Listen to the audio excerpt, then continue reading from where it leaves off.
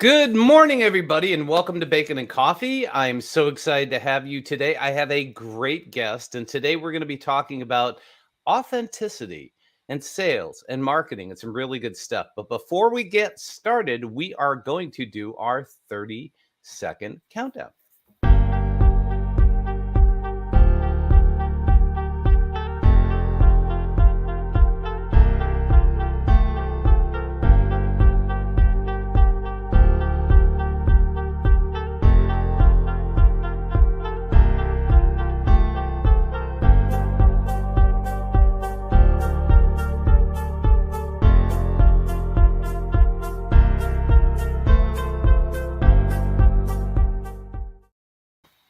All right, welcome everybody to Bacon and Coffee, and it would not be Bacon and Coffee without our bovine and caffeine intro. Here we go.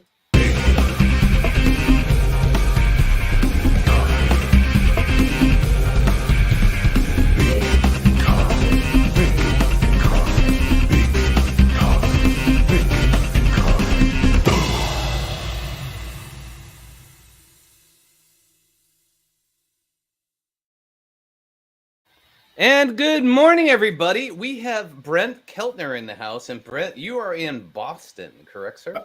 I am. We're having a beautiful spring day in Beantown today. Well, that Brian, I love your walk-up song, as they say in baseball. Thank you, sir. Thank you very much. Yeah, actually, and that was an original theme. I did that myself.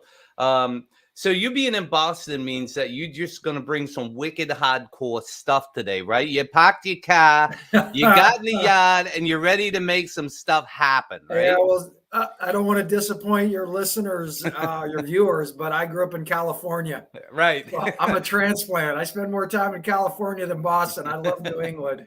Yeah. But well, I grew up in New York. Yet. Yeah, I grew up in upstate New York. So, yeah, I lost. My dad still had the accent. I lost it a long time ago. I've been in Chicago since 1974. It's been a while. So, anyways, so let's get started.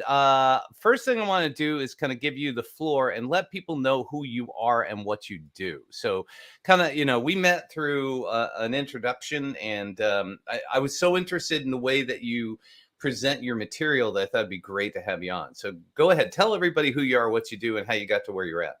Yeah, so I run a company called Winalytics, which is a go-to-market and revenue acceleration consultancy. We do a lot of sales consulting, but in the modern buyer environment, if your sales strategy is not directly connected to your go-to-market strategy, your buyer journey, you're in a world of hurt. So we talk about go-to-market strategy first. I actually started out life as a PhD social scientist and got really good at pattern recognizing, doing interviews with corporate leaders in banking, insurance, telecom, other industries, and just seeing patterns in interviews, honestly. And then I went to what academics call the dark side. I went to work with Kaplan in their higher education group that was competing with University of Phoenix, Capella, Strayer, all those for-profit online. And that started a run of 4 revenue leadership roles where had consistent successes, and it honestly, my success came down to the fact that I had not been trained in the traditional product-driven selling, leading with it's about me, my product, how great my company is, but I had a way of just leading interviews around what we call authentic conversations, all about the buyer.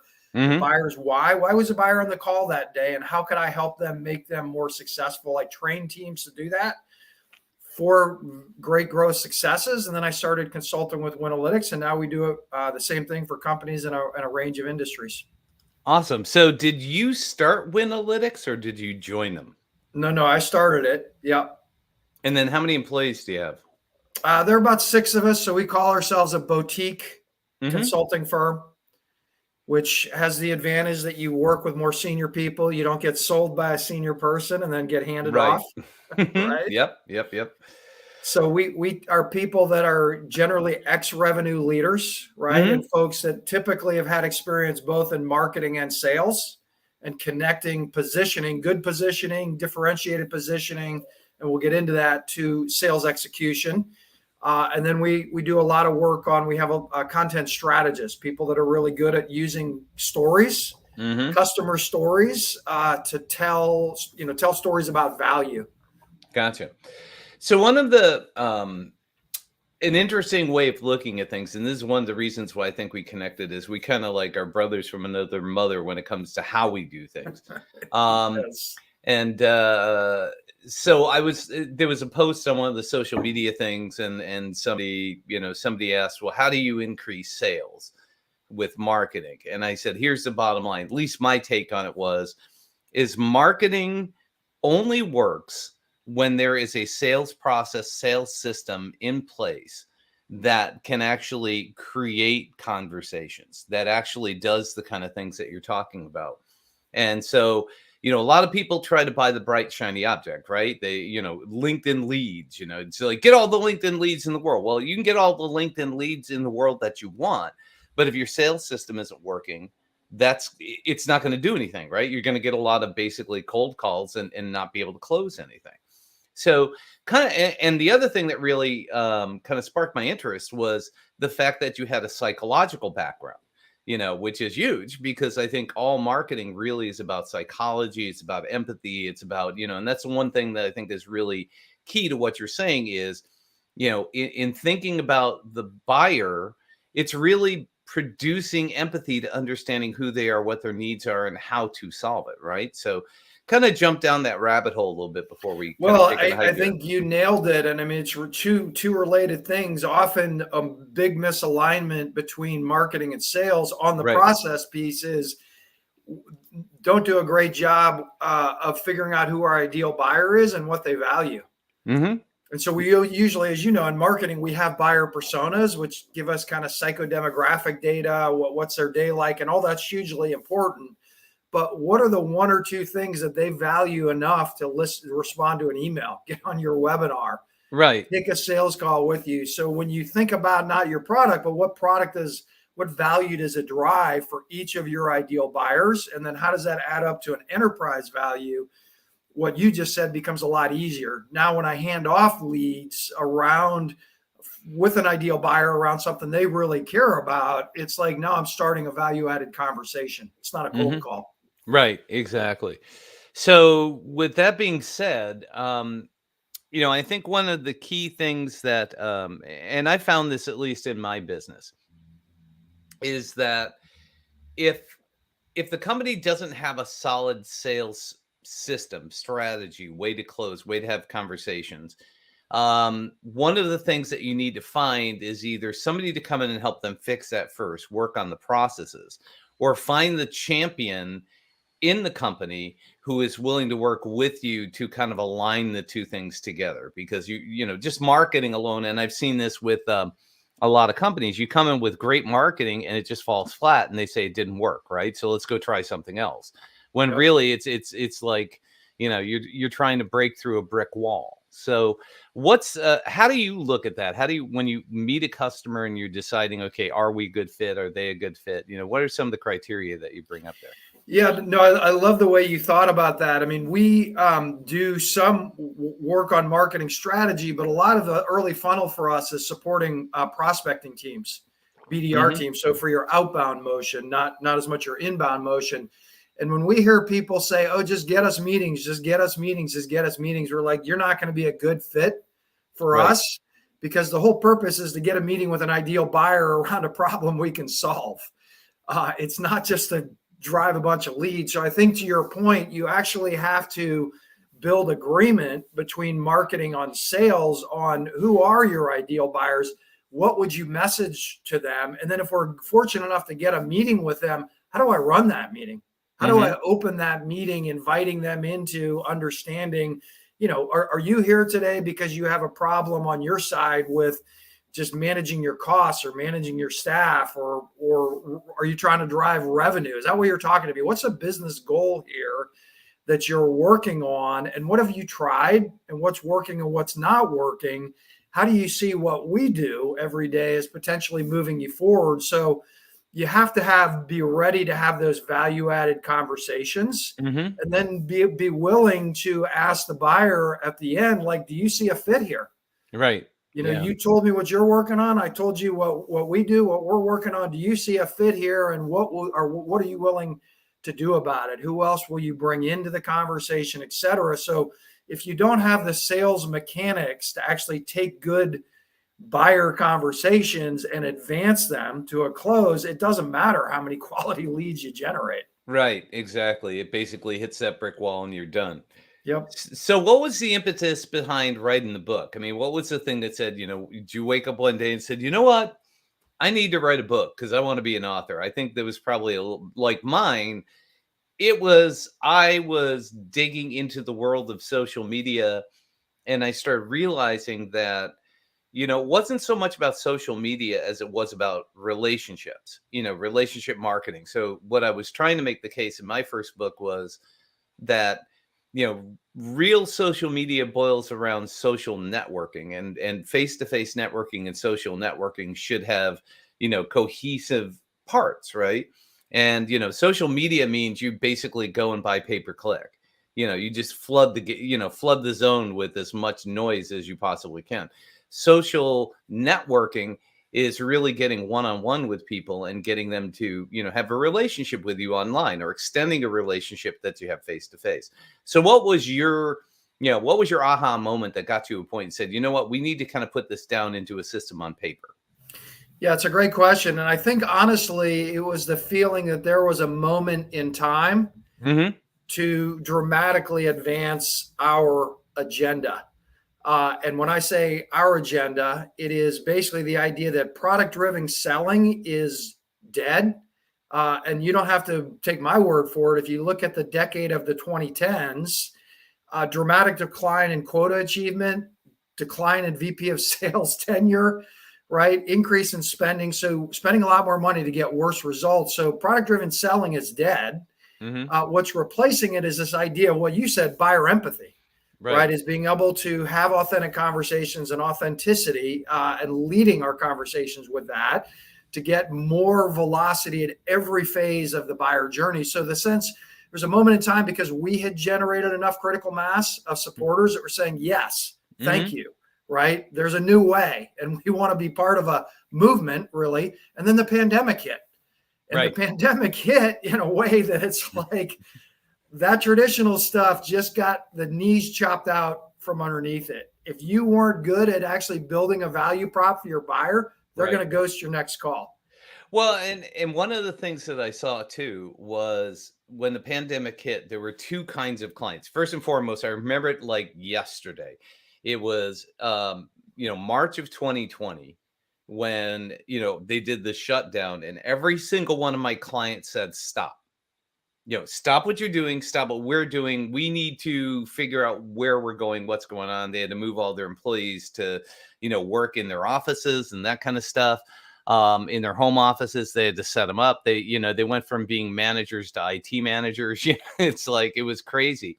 But the one thing that I noticed in the middle of the pandemic was the companies that, and there's a story that I tell too. I was networking with this one guy. His name is Tom Agan. He's actually at Chicago. He's a big data guy. And I asked him, I said, this was at the end of the pandemic, kind of November. And I asked him, I said, out of all the things you saw in the pandemic, the companies that were most successful, what was the differentiator? And he said to me specifically, he says, Brian, it was really simple. He said, the companies that spent 70% of their time on current and past clients and connecting with them and relating with them and communicating with them and basically engaging with them. And the ones that spent 30% of their time trying to find new clients that were maybe falling off some other companies that weren't doing what they were doing were the ones that were the most successful. So, that was really kind of the key. How does that relate to what you're talking about? Yeah, it's interesting. I mean, I hadn't thought about our own experience that way, but it was exactly that. I mean, it forced us to consolidate. I mean, we lost 30 or 40% of our revenue month to month, in about 2 weeks. And so that's a scramble. And it really forced us to consolidate on our core, as you say, and spend time with those companies on extensions, right? What were some ways we could go work with you, go from your sales to your customer success team, take some of this stuff, or work with your managers, right? Or work with a new unit or division. So it's really interesting. I hadn't thought about it that way, but it really was consolidating the core and refining how you were being successful with that core to get better at that. And then it's interesting. The other part is it was in that period that we recognized that there are probably 4 or 5 sectors. We work in a lot of sectors, but 4 or 5 that we have the strongest proof points, corporate learning, higher education, industrial automation, and then car dealerships, right? Companies that sell into car dealerships. And so we're like, okay, let's go find more of those, right? Enough of this broad-based stuff. Let's go find more of those where we've already have proven customer stories. So that aligns well as I think through it. Yep. And that's, I think that's one of the things from a personal business standpoint is understanding, your own avatar first, right? Is understanding that niche. But I think the companies that I worked with during the pandemic that saw the most success were the ones that, basically what they didn't do was stop all marketing. What they did is they invested in really niching out and communicating with their audience in a way that was more relational. We're here, we understand your problems. We know that supply chain is an issue. We know that people working remotely is an issue. I mean, they kind of wrote that into, everything that they were doing. And it felt like, they were, even their marketing content was really speaking to people one-on-one, and that was, I think, the big difference. It's a great point. I mean, we talk about authenticity, but from a buyer point of view, what that means is personalization. Right, exactly. Right. And so we are I think of the typical company that we work with. We just put up a success story with a company called Ready Education, which has like a campus communication system. And if you think about, they have 4 different buyers they sell into on campus: enrollment management, student success, marketing, information technology. They sell around a couple of different value props, right? Retention being one, consolidating your communication systems being another. It's another one I don't remember. They sell into 3 different segments, right? The research universities, the mid-sized universities, and the community colleges. So you got like 25 personas you're selling to, right? If you think about the roles of that. And the only way you can do that is you got to get good by knowing your customer stories first. Personalizing. And so what I think you're absolutely right is the pandemic accelerated companies that recognize that and are like, we're going to go deeper on personalization through our marketing and into our sales conversations, came out stronger as opposed to those that just, kind of cut off marketing and we're just going to wait it out. Right. And that was really it. It was more investing in the people that you already had relationships first, rather than trying to establish new relationships, because trust was weird. It just was a weird time, and it was really hard to gain trust of new people who didn't know, like, and trust you already. Because it was, everything was like, how do I do Zoom? Is my mic on? Is my mic off? All that kind of fun stuff. Is like everybody had to get used to a new way of communicating. So with that being said, when you wrote the book, what were, I'm sure you had some core takeaways that you wanted people to understand, that, if somebody read your book, there were 3, 4, or 5, whatever core things that you said, when they're finished, this is what I want them to understand. So can you describe what those top 3 are, or whatever? Yeah, we've touched on a couple of them. The one is just this demand for personalization. If you're not personalizing your conversations, and we talk about authentic conversations, and we think about it in 3 parts, that you always start with your buyer's why. And that's on your website. That's in your prospecting. It's in your first call. Honestly, it's in a second call, because in the first call, we get the champion's why. In the second call, we got to get the buying group's why, because there's going to be 6 or 8 of them. And so why are they talking to you? Always start with that. And then you spend time on your product and your company only to the extent that it aligns to their goals. And then you ask them to make commitments, right? At the end of every call, if they actually see value and fit, they should be willing to do things. It's not just us doing things. So this idea of always looking at buyer, the buyer why, and buyer actions. It's all about your buyer, right? Mr. and Mrs. Sales leader. That feels like Challenger says, teach, tailor, and take control. You're the hero. You're in charge. That feels great, but it doesn't work. Elements of it, what we're saying is you got to have the humility to recognize that every buyer is a little bit different role, different persona. And if you just actively spend time listening, they will tell you exactly why they're talking to you and exactly what your best opportunity is to get to the finish line. That's takeaway number 1. Okay. And to that point, I mean, one of the things that one of my interviews is with Mark S.A. Smith. He's been on my podcast and the show a handful of times.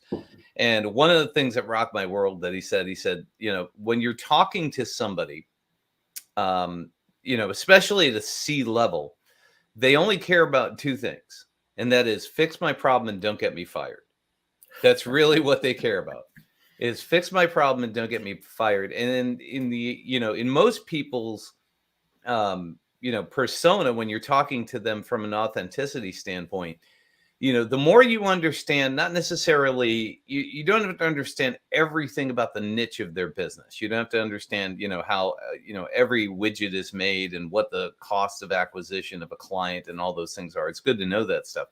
But the ultimate thing, I think, is really, understanding the personality, the motivation of the person, and what it is that they're trying to achieve. I think that's really kind of key. So let's jump to the second takeaway that you'd like to get to. But before the second, let's just to pick up on that. What people say, well, how do I start to implement this? And we say what you just said is you need some version of your own success question, impact question that might sound something like,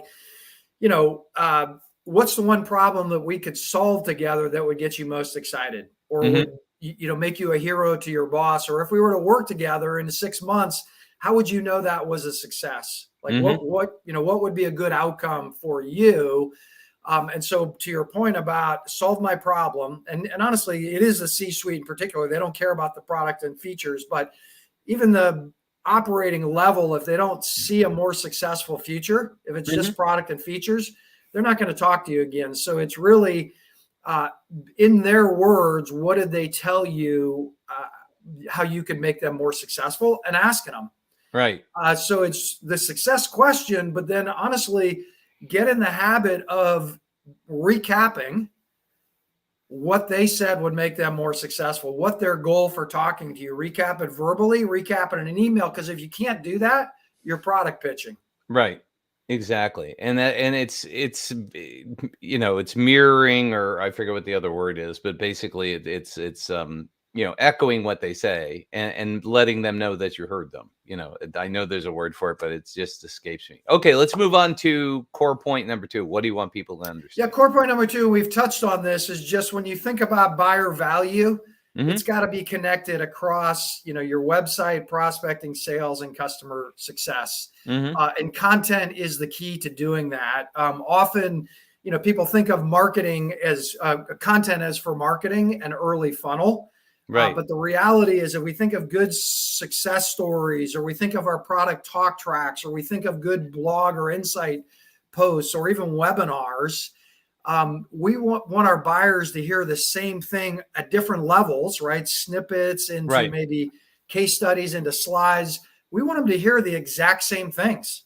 Right. Use cases described in our website, same in a prospecting email and voicemail, same in a first call, same in a customer success interaction where we're trying to prompt an upsell. So think less about individual content assets and think more about content pathways around those problems you solve for your buyer that you can see working across your go-to-market teams. Right. And based on what we talked about before, I mean, you talked about authenticity, and then you talked about the content strategy, but then it leads to the third thing that we discussed before, which was consistency. It's having consistency across all of those pieces, right? So what does consistency mean to you? Consistency is that you use similar enough language that the buyer would recognize it. So I think of Burning Glass Technologies. It's a labor market technology. They work with both corporations and colleges and universities on connecting labor market data to jobs, right? And which jobs are growing and most valuable. And they literally had the salespeople and the customer success people had different ways of describing value. So when you hand off your customer to customer success, you're just confusing them, right? In terms of what we're working on. And they would just have this herky-jerky process in their quarterly review of, well, this is what the salesperson said you did. And now you're telling me that this is how you do it. And so it's consistency in how do we message value and how do we message our capabilities, and probably some stories. We Right. tell about those different capabilities so that from the buyer's point of view, it's seamless. We're moving departments internally, but from the buyer's point of view, they shouldn't experience any transition. Yes, and I've seen that a lot. Where the the marketing, well, and this gets down to the core of traditional business, right? I mean, I worked for AT&T, I worked for Arthur Andersen, I saw what it was like. Marketing was sitting in building 2, sales was in building 5, right? And they were separated that way. So sales would come to marketing, say, make us something, and they wouldn't tell them what to make. So they'd make something and they'd put it out there, and it didn't align with what the message salespeople were saying.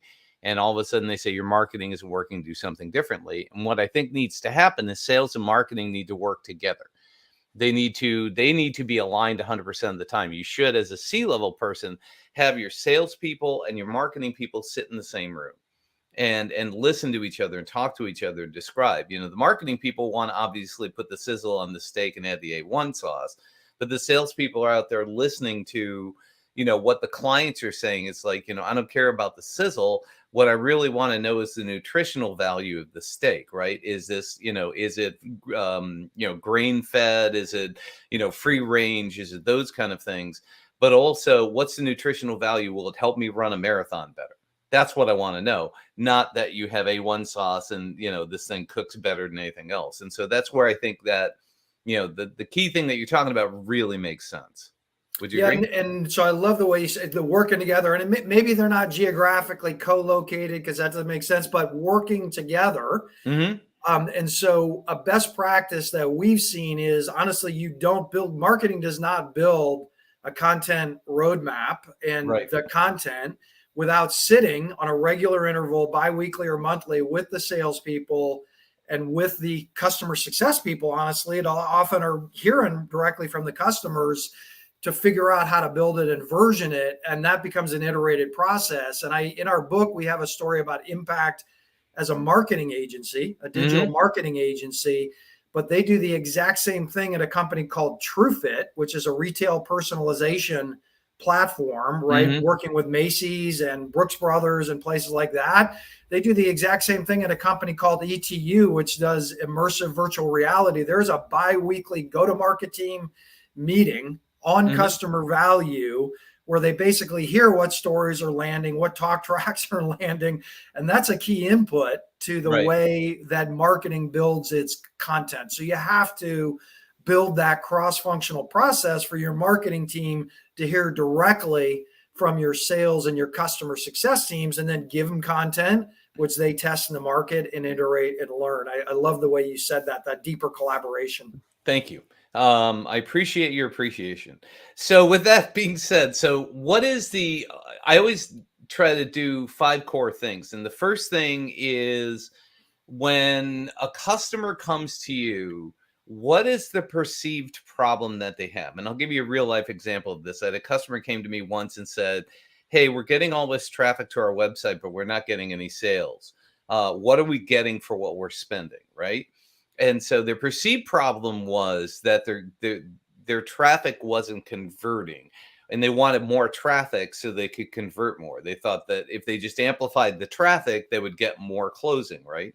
But what's the perceived problem that people come to you and they start talking to you and they say, we're having this issue and we think it's X, but it's Y, right? Yeah, I mean, well, because we work across go-to-market teams, there's really 3. Okay. One is, we're not getting enough opportunities and we don't know why, or our opportunities have slowed down a lot. We're just not getting new opportunities opened by our sales team. What's causing that? That's one. 2 is, we're getting a pretty healthy flow of opportunities, but they're all kind of stalling and taking too long to close and going off track, and we don't know why. And 3 is, we got to do a much better job of leveraging our installed base. We have great customers and clients. We haven't figured out how to expand them consistently and further monetize that relationship. Sure. So when you walk in, their perceived problem is that, but what is the real problem that you find that your company solves that you're most successful? Yeah, the real problem in almost every one of those cases is people are leading with their product. And our customers right now are overwhelmed with product information, and they don't need you to talk about your product. They can go to your website. They can go to peer review sites. There's dozens of them. They can go to their competitor sites. They can, read reviews about you, watch videos. They don't need you to talk about your product. They want to understand really quickly what you said is like, what problem do you solve for them? How do you make them more successful?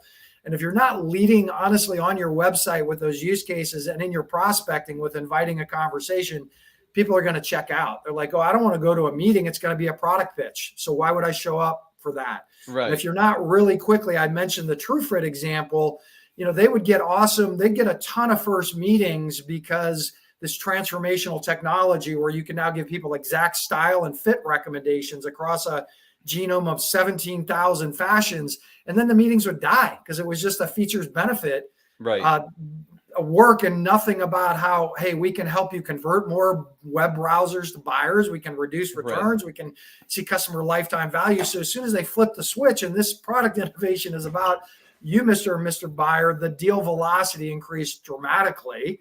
And then, the same thing on the expansion motion. Like what if I think of a company called Parsable that has a handheld device for manufacturers, they can automate almost any manufacturing process, shop floor, whether it's quality or safety or continuous improvement or production. But they were selling this kind of generic platform. But once they started selling specific use cases to quality managers, production managers, safety managers, maintenance managers, what they saw is their expansion pipeline shifted dramatically. Once they started to say, hey, this is the problem we solve for somebody in maintenance, making it more planned and predictive.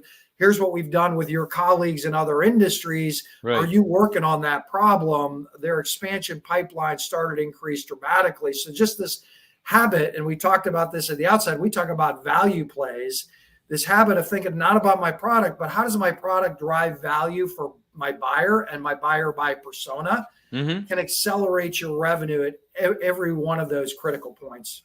Yeah, one of the key indicators when I look at a company is the first thing I do is I look at their website. And if their website is weeing all over themselves, right? You know what I mean? We do this, we do this, we solve, we have, we will, it's all we, rather than you, it's all you. It's about them, it's trying to get people to understand. So with them, that's the most important thing. So like you said, with that TrueFit example is a great example.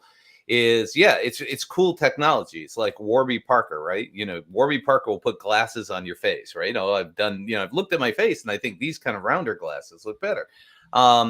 It's really cool. But after that, it's like, so what? Right? It's like, why do I want to go to Warby Parker when I can go down the street or I can get them cheaper from Amazon when I really just need the frames? It's like, and it's a price. It becomes so cloudy at that point. It's like nobody pulls the trigger, right? So, so I think the key thing from there then is how do you, once you know what the real problem is and you've kind of defined all that stuff, how do you define a solution for these people? What's the solution to the problem? How do you get to that point? And I'm not talking about the steps in the process, but what's the overarching thing that you have to convince a client to do in order for them to be successful? Well, and you hit it well, and I love that you do a website audit. We do website audits, and you can tell a lot about a company and how they think about engaging their market from that. And so it's often we-weeing all over themselves. I've never heard that. I'm not sure I'm going to use that in all prospect calls, but some it might work. Yeah. If people get offended with the wee, they're not my client. That's a good qualifier. So it's all about them. It's all about their product or it's all about their capability rather than, what outcomes have we driven for our buyer? And so that's one, right? And do you recognize that? And are you willing to solve it? And many won't, right? They're just like, hey, we're, so what, right? Is like, our product is great and we should sell it. And that's like, all right, you're not a good fit for us. Right. I think of a new company we're working with called Yellow Dig, where the Shaunuk Roy, who's the CEO, basically knew, right? Our product got us so far. It's a transformational learning product. But now we got to sell into what, senior academic leaders care about. And we need to help positioning that. So that's one is, okay, are you interested in getting better at telling stories about value for an individual persona? Right. But then at the same time, you got to think about what is your brand promise across a couple of outcomes for a buyer, because market's noisy and you're going to talk to 6 to 8 people and you got to bring them back to two things that really set you apart. So that's one thing we scope. And then the second thing is, okay, you might do a really good job on your website and outcomes, but how actionable is that for your team? If you were just, and we'll do a simple diagnostic, if I just looked at your best prospecting cadences, if I were to look at the questions that and your talk tracks for your sales team, their stories, would I actually see those outcomes? Or is everybody kind of doing it their own way to speak to consistency? Usually to build consistency, you need playbooks, and you need playbooks by team. So sometimes people get the messaging right? Marketing's really good at the strategic, the outcome stuff, but then they actually aren't executing it across their teams that are interfacing with prospects, buyers, and customers. Okay, so what is the process? You talk about playbooks, and I imagine there's more than just the sales playbook. There's the, you know, when I look at marketing from a big picture, I usually look at 3 different phases for marketing and 2 different phases for sales. The 3 different phases for marketing is awareness, education, and pre-sale, right? It's like it's getting that conversation. And I also equate that to know, like, and trust, right? Somebody gets to know you, you're making them aware of you. You know, somebody gets to like you because they're reading stories, they're understanding that you care, you're empathetic, you have those kind of things. And then the trust is they're willing to invest their time to talk to a human being. Right. They're willing to actually begin a conversation, to begin a relationship, to kind of venture, stick their toe in the pool, see how cold it is. And then from there, that's one playbook. Then I see the sales playbook. Obviously that's okay, now that we've got them having a conversation, how do we get them to follow through and actually make a purchase? And then what's the post-purchase, the retention playbook, right? What is the CSR doing, the customer service rep, the quality team, the delivery team, whatever it is? I see it as these multiple. So how do you get a company to understand there's multiple of them? And then what is the process to go through those? Do you do the sales one first? You do the marketing one first? How does that work? Yeah, no, and you described it really well. We will start month one for us is always the value playbooks, value by persona and overall. But then we have 4 major, what we call team level playbooks. And we'll typically focus on one at a time just so you don't get distracted. It depends on which of those revenue outcomes you care about. And those 4 major ones are, we talk about demand gen and prospecting. So it aligns to your third marketing stage, pre-sales. And we're sort of taking the awareness and education, linking it to a smoother pre-sale. So demand gen and marketing is one. Sales and deal velocity, which is getting it to the point of closing and expansion, because honestly, you need to think about your closing as the beginning of your expansion motion. And that playbook is going to connect your sales, your account management, your customer success, or your customer service team. And then the 4th major playbook is, as you say, the renewal, customer success and renewal, where we're really thinking about renewals, incremental upsells. But honestly, those are the people that should get better and better at capturing the customer voice, capturing stories, which they can share back to marketing to then, sort of optimize the marketing playbooks. Right. So I think everybody in business can relate to this challenge, right? Companies, you can have all these playbooks, getting people to actually align to them without some kind of formal training, without some kind of reviews, without some kind of process evaluation, some kind of feedback loop is a challenge, right? I mean, you can create these playbooks, but if nobody reads them, and everybody's going rogue, what do you end up with? You end up with some really great documents, but no success, right? So how 100%. And every one of our engagements, we typically, in the first 6 months, we pace with teams on a bi-weekly team session, and then an individual peer coaching session where 2 or 3 people are taking the playbooks, applying it in their deals, or if it's with a prospecting team, they're applying it in their prospecting cadences, their call connects, their objection handling. But we want to basically, there's a weekly touch point where you are reinforcing, putting it in your own voice, and then bringing that back to the team to iterate. And after a team is kind of in that rhythm of saying, hey, it's not just about playbooks, I have to actually be an active learner and put this into my process. We often then start to work with managers, the frontline managers and sales, prospecting, or customer success on, okay, let's think about the next quarter. What is your plan, individual and team, to reinforce this? Because if you don't, like any sport, right, if you don't keep reinforcing it, the skills atrophy. Right. So, Brian, you're 100% right that a playbook is only as good. It doesn't actually change anything. It's the reinforcement, the skills development strategy in the deals, in the prospecting, in the account work that changes things for the better. And you have to commit to that. And everybody gets busy and they have to run their pipeline. And we just say 3% of your time, 1 hour a week, 1 hour a week to make sure you're getting better. And it will transform your go-to-market team and growth if you maintain that steady cadence. That's awesome. And so along that line, I mean, one of the challenges and again, going back to the bright, shiny object syndrome that everybody gets into, right? It's like we need, if we just do more Google ads, drive more traffic, capture more names, everything's going to fix itself. The other thing I see in business, especially in businesses of the size that we're talking about, is they focus on something known as, the what I call the CRM implementation, data collection, data mining, personalization strategy, right? It has some kind of acronym that basically spells crap, right? And what ends up happening is that they have, this whole concept that they're going to get better data capture. They're going to get their salespeople to use the CRM. Every call, they're going to document all this stuff. And, they teach them how to use it and they show them how to put the stuff in. And when, brass tacks gets to brass tacks, the people go do what they do and none of the data gets in there and the whole system basically falls apart. So you got a really, really expensive data capture that nothing's being put into. Right. And so I think that, what you're talking about is really, it's authenticity within the company, but it's also accountability within the company too. And that's one of the hardest things to do is because you've got different levels of salespeople. I mean, you've got your hunters, your gatherers, your A players, your B players, your C players, and being able to, pull all that together into one cohesive package is a challenge, right?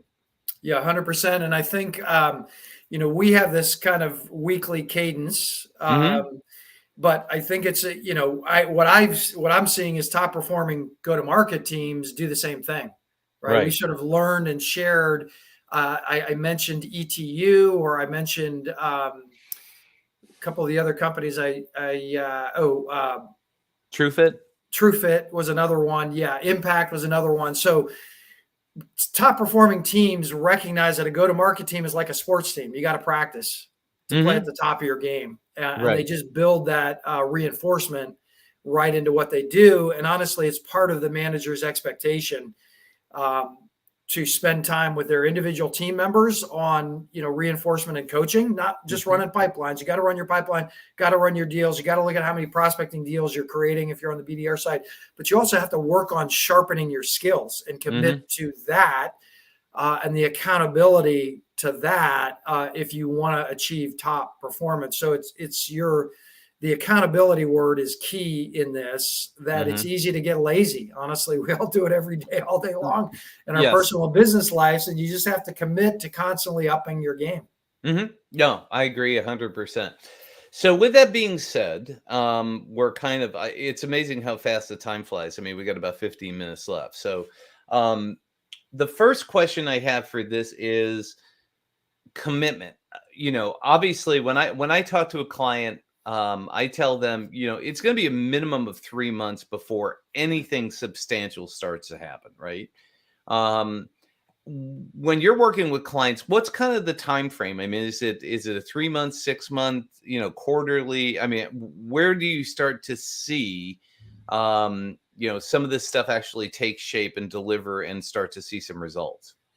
Yeah, I think that is it. Usually 90 to 120 days that you start to move the needle on revenue outcomes. I think we try and manage expectations by delivering content that often is presented in a way they hadn't really thought about. So we were working with a new industrial automation company and, built their value plays by persona in about 3 weeks. And the COO said in front of the VP of marketing, and did in kind of an offhanded comment, like he was like, well, I don't know if it's ready to go to the CEO. And she just said, this is way better than what they have now.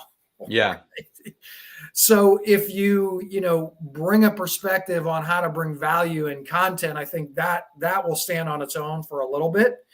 But then to your point, people want to say, okay, what are the revenue outcomes? Right. But it takes 90 days, and the commitment needs to be there. And we are doing a much better job on qualifying for the mindset. Mm-hmm. Do you see this as we just kind of got out of a sales process with another industrial automation company, because they could say the words, they know they need to shift from, selling just a suite of environmental products to industrial automation, right, to more business value, lowering risk, lowering costs.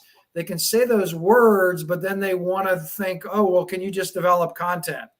Right. Or can you just do a training for my team? They're not thinking about it, a holistic process right. to shift anything meaningful. It takes time, as you say. Well, and I've run into the opposite of that, where they don't want to create content. We've hired this marketing person, and she's going to write all the content, and then you're just going to work with our sales team, right? It's like, if the two things aren't aligned, why do you think things are going to change? Why is this person going to follow what we suggest, or they know better than we do and they're going to tell us how to do things, right? So I think that's part of the challenge too, is understanding the intricacies of relationships, interpersonal relationships within the business, and then also your business to theirs, and yeah. Like you said too, one other thing I want to bring up is a lot of times you run into they just got done with a sales trainer or sales person who is spent, all doing the traditional things, right?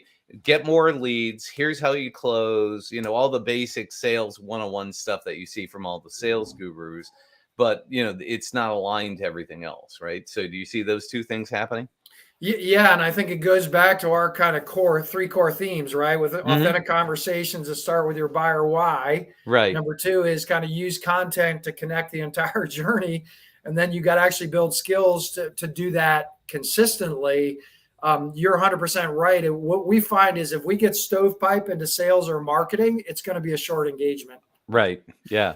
And I met with a CEO, just exited his company in the medical industry, at a conference recently, and he and I were really aligned, but the sales leader kind of took it over and said all the right things in the buying process, and then basically just did everything he could to sabotage the engagement and did nothing with the playbooks or anything.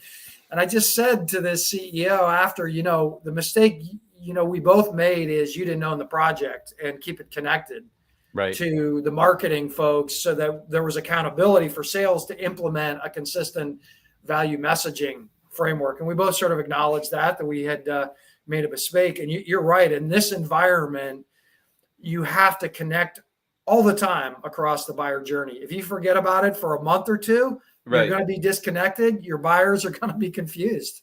Right. So the final question I've got for you before we finish up and give people a chance to connect with you is, what do you consider to be a successful outcome? When do you start to be able to show the end user, your client, that this process is working? What are the signs that you can show them, or what do they see that they go, wow, this is working, right? How does that measurement happen? Yeah, I mean, so ultimately we like to build our own success stories where you're showing a growth in pipeline, or you're showing conversion rate, et cetera. I mean, those metrics, that takes time, but the two early indicators that we look for in the sales team is just being able to articulate your buyer's why. So often you'll see in 30 or 60 days, people are kind of debriefing calls. Oh, that was a good call. All right. They walked me to the elevator. They love the product, whatever. And then they start saying, they'll shift and they'll start to say, what they shared is they have this initiative around retention of some type. And it's been a pain point. They saw our capabilities as kind of closing a gap for them. Or, they shared that the CHRO has an initiative, or they're trying to reduce costs by 10%, and this could help them, or reduce risk by whatever it is. So they'll start to talk about their buyers as a person with a goal. And Right. it's like, boom, that is beautiful because it changes everything. And similarly, in prospecting, what we'll see is we want to see people launching cadences and get engagements and get call connects where they actually have the buyers kind of engage them with problems they solve. So a great story with a company called NECI and Curtis, who's a BDR there, called on, hey, no, we don't have any problem right now on monitoring our pump risk. And Curtis just said, what else are you working on? Right. And the buyer proceeded to kind of give him 4 or 5 things they're working on. And Curtis said, I think we work on a lot of those things and would love to get you connected with a solution architect, right? $200K deal in the works afterwards. So what we'll see is people will email back and say, yes, I am working on that problem. Or yes, I would like to talk about that, which is an indication for us that you're not just saying, hey, talk to me about my product. You're inviting a conversation and people are saying, yes, I'm interested in learning more. Yes, I'd like to talk about that problem. Right. I'll commit to a meeting or maybe just commit to getting more information on that problem. Right.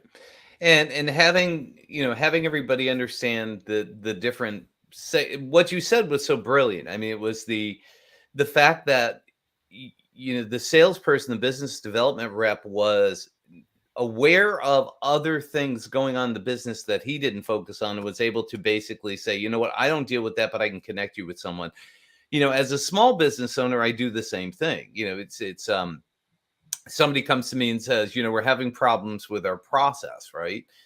We have a process issue or we have a sales issue.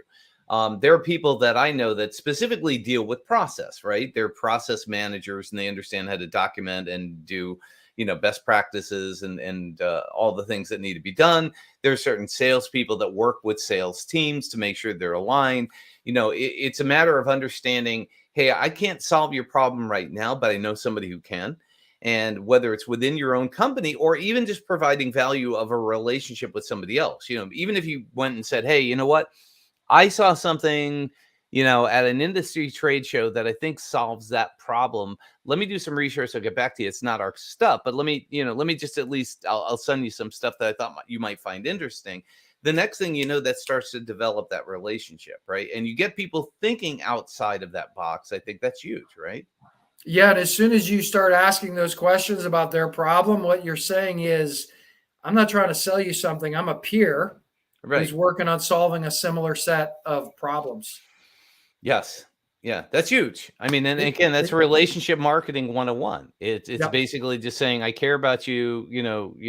I don't need you to care about me, but I care about you and your problems, and let me help you figure out a way to solve them as best I possibly can. And if I can't, that's great, right? Yeah. And we talked earlier about everybody should have some version of a success question. Right. What one thing would make you more successful? If we were to work together, what in 6 months, how would you view that as a success? What could make you a hero to your boss, to your team? But the other thing that people should have some version of is if somebody starts to tell you what they're working on, it's just, tell me more about that. Right. What have you tried? What's working? What's not working? Right. And people will give you a wealth of information that you can then align to just by saying, hey, I heard you. I understand you're working on X. Right. What's working for you? What's not working for you? What have you tried? What are you thinking about trying? Don't have to know anything about their business. Right. Now, imagine taking that conversation, right? You can't really record them, or maybe you can. Maybe you can have it transcribed on the fly or something like that. But taking that content and putting it into a database and then understanding that and then providing that throughout the entire process from the awareness side to the other, all of a sudden you start to understand a much bigger picture. So it's really about, using relationships and capturing the data, but then analyzing the data and understanding what it means to a person, not to a number, right? Yep. Yeah. And on that, I Chorus AI and some of the other, I think they say they do that. I haven't seen it in practice, but to go back to your earlier comment about a deeper level collaboration, we've seen as the best marketing teams, like they sit down with sales and success, but also they take gong calls. Right. They take chorus calls. They listen to customer calls. Right. that's where the gold is not us sitting huddling around a marketing table and saying, hey, what's going to get people to engage? Right. Yeah, you need to understand the real conversations and the real people and their problems and their frustrations and things like that. I wish that Comcast would call me once in a while. I don't know if you guys have Cox Cable or whatever, but I wish they'd call me and say, what frustrates you the most about us? Mm-hmm. And I would say, hey, the biggest problem that you have is that it takes too long to talk to a human being because I'm not stupid. I know to unplug and replug the modem, and I don't need to go through that every single time. If you customize the fact that Brian Basilico is calling the dude has a degree in technology, and basically, literally, that's my degree is electronic technician. I fix and repair equipment, and I can plug it in. So it's not, I know they're looking out for their best interest, but they're not looking out for mine. You know what I mean? Mm-hmm. Yeah. Yeah. So, and that comes across quickly, right? yes.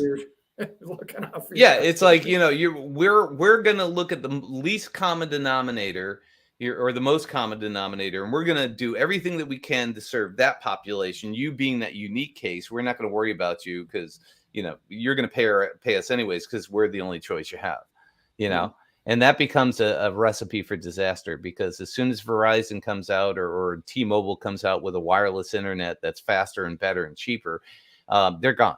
And that's exactly in this technology world, in this relationship world. If you're not spending time getting to know, like, and trust the people that you work with as customers, you're not going to be in the marketplace very long. Would you agree? Well said. Thank you. All right. With that being said, now it's your turn to shine. So let's talk about the book. And where can first and foremost, where can people find it, and tell us about it, and what you think the best thing about the book is that you've seen so far. So yeah, I mean, look, they can just go to Amazon mm-hmm. and Google the Revenue Acceleration Playbook. Mm-hmm. There's a print copy, there's an Audible copy, and there's a Kindle copy, so they can choose the mode that they like. I think the most important thing in the book, I mean, we've touched on it a number of times, but as we've been talking about, the future mm-hmm. of successful selling and revenue growth is personalization. Mm-hmm. Connecting to your buyers, understanding their why. And so the sooner you begin on that journey, or honestly, if you're on that journey, it's about getting better and better and better, because we sell the dozens of personas and our market always changes, new competitors. So just committing to starting the journey that I'm going to personalize for every buyer, and then mm-hmm. deepening my skills. I think the book will advance wherever you are, will advance you 2 steps, because there are 20 great stories from successful companies, from successful people in sales, marketing, and customer success. And it'll just kind of, help you think about how peers are solving this problem to be more successful. Mm-hmm. And honestly, just like their job better. Because when you have authentic conversations that focus on your buyer, it's a lot less conflict in your buyer and customer conversations. You either can solve a problem for them or you can't, and you're not trying to just kind of push stuff on people that they don't want. So tell us quickly about authenticitywins.com. What's that? Yeah, that's our book landing page, and it connects to our main site. And this is our kind of mission, to shift from product-driven selling to authentic buyer and customer conversations, mm-hmm. because it's a win-win-win, right? Everything gets better when we've told a bunch of stories about when we lead with our buyers why at every phase, we sell more quicker. Honestly, you're going to make more money. And we tell a bunch of stories of people that had that switch. You're going to make a lot more money. Mm-hmm. faster. Your company's going to be happier with you. Your buyers are going to be a lot happier with you, and your customers, because they're just going to feel like you're a trusted advisor, not just kind of a used car salesperson. And honestly, you'll just learn more in your day. Your conversations get more enjoyable. So authenticity wins mm-hmm. in every way.